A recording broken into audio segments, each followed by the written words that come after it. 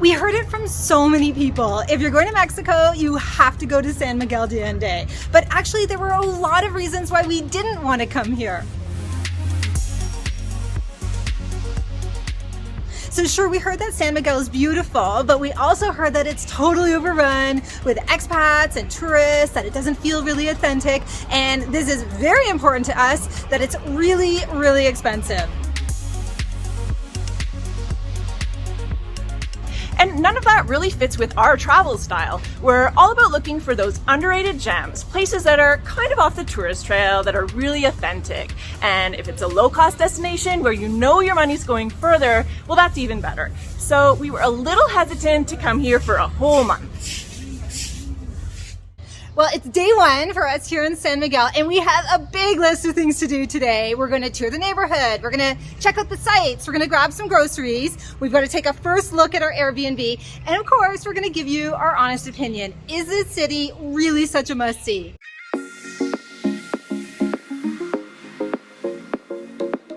But before we get into all of the details, big hello to all of you nomads. Now, if you're new to our channel, I'm Gillian, and that's Stephanie back there with little Huxley. We're traveling the world full time and sharing our adventures as we go.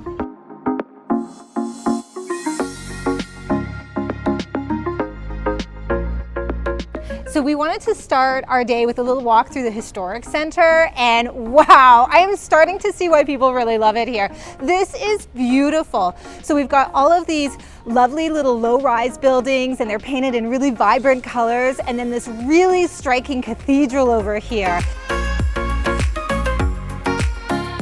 I mean, we've seen a lot of historic centers in all of our travels, and this one is definitely right up there. I mean, it's among the best that we have seen.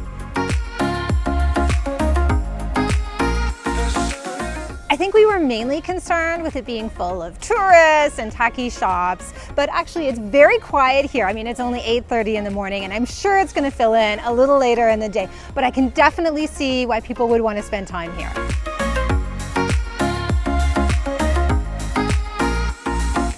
We always like to live close to a green space or some kind of nature. It's great for walking our dogs, but also just for walking ourselves. Now, San Miguel does have a lot of greenery. There are trees all over the city and in the hills all around, but we seem to be a little short on really good dog walking parks.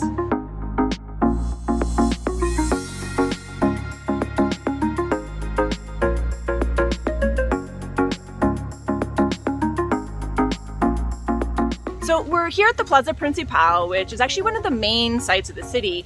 It's a really beautiful manicured garden. Definitely not the typical park we'd prefer to walk them in, but honestly, if they've got a tree to sniff, then they're happy.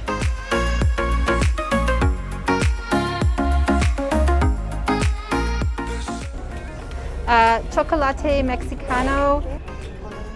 Okay, for the, okay. Gracias. Success! That was a very hygienic restaurant. They really took care of things in there. Okay, let's go dig in.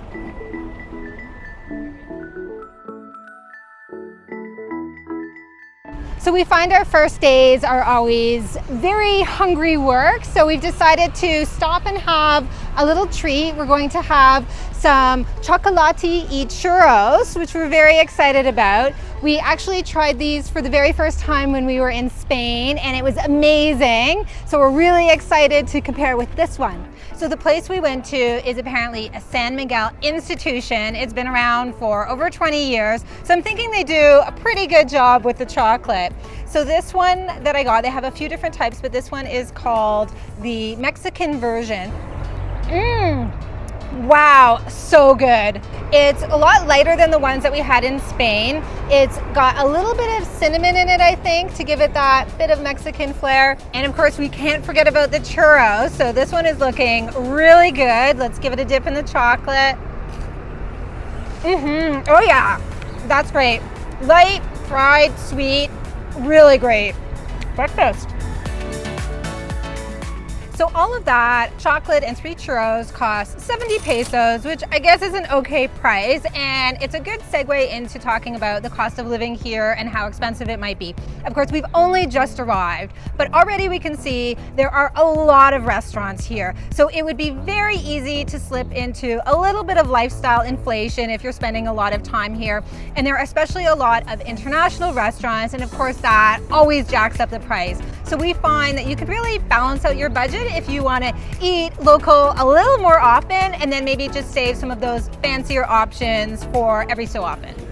Usually I like to do my first stock up at a big supermarket where I can get everything at once, but I just couldn't find that kind of store within walking distance of our Airbnb, so I found this place online. It's called Super Bonanza, and the reviews were good.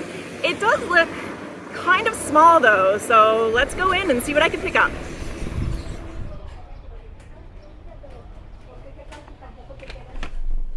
They actually seem to have a pretty wide range of stuff. I mean, the usual things you'd expect to find, but also organic items and stuff in bulk, which I love because it cuts down on packaging. So I'll grab this nice looking nut mix for 210 pesos. Oh, and they have chia for 34 pesos. We can mix it with this coconut milk and make chia pudding. This one is 34 pesos. I'm also gonna get some rice for 50 pesos. And some beans for 45 pesos. And of course I can't forget salsa, and this one is 32 pesos. Well, for a small storefront, I can't believe how much stuff they had in there. Now, they don't sell produce, but that's no problem because there's a mercado really close to our place, so I'll just stop in there later. So I have to confess that I've done a terrible job with learning languages in our 2.5 years of travel. So Gillian is really the genius when it comes to picking up some new languages. I have been very lazy, and I basically let her do all the talking wherever we go. But all of that changes here in Mexico. I have been really working on my Spanish using Duolingo. Now, I can't quite string together a proper sentence, but I can use a word here and there. I can say buenos dias and buenas tardes. I can ask for la cuenta. I can say una mesa para dos, por favor. I mean, obviously I'm terrible at it, but I am trying because it is important. We have definitely found that having a little bit of Spanish goes a long way here. English is not as commonly spoken as you might expect, so you definitely need to have a little bit just to make things a little easier. So now it's time for my favorite part of the video, which is sharing our Airbnb. But in order to show it to you, we actually have to conquer this hill first. We were really surprised by these hills. So we knew coming to San Miguel that there are a lot of hills, but nothing had prepared us for how steep they would be. I was actually concerned that our cab wasn't even gonna make it up to drop us off. And then it's more than just the hills, because we also have all of these cobblestones. So this is our place here, and it's very typical for this street. It's not much to look at on the outside, just very simple, but then you go inside the door, and we're in this beautiful courtyard.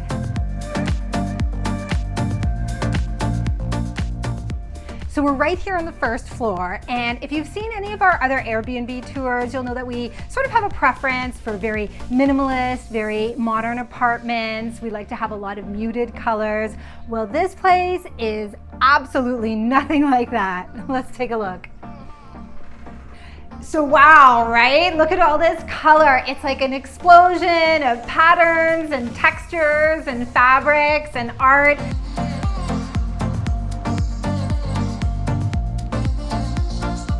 So it is a lot to take in, but we actually really love it because it's not one of those IKEA cookie cutter apartments. It really has a lot of character and a lot of charm. We really feel like we're in Mexico when we're here. So this kitchen is really quite spacious and well equipped. It's got all the appliances, although we did find out on arrival that the dishwasher is broken, which made Stephanie pretty sad, but I don't really mind. So everything looks really good on the surface, but let's see what we can find in the cupboards. This is good, just a nice set of dishes. and here there's actually ovenware for cooking things up in the oven, which is pretty rare in Airbnbs. We got our pots and pans, although I think we might need to ask for some bigger ones because these are a little on the small side.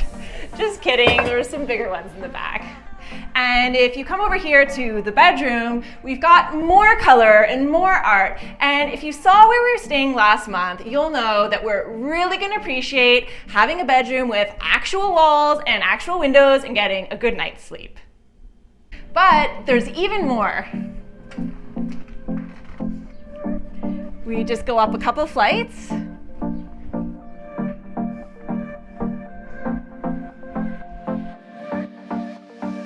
Wow, this is incredible.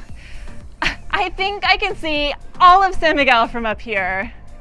This is beautiful. I think I'm gonna be having all of my breakfasts right here, and this lounge area looks perfect for sundowners too.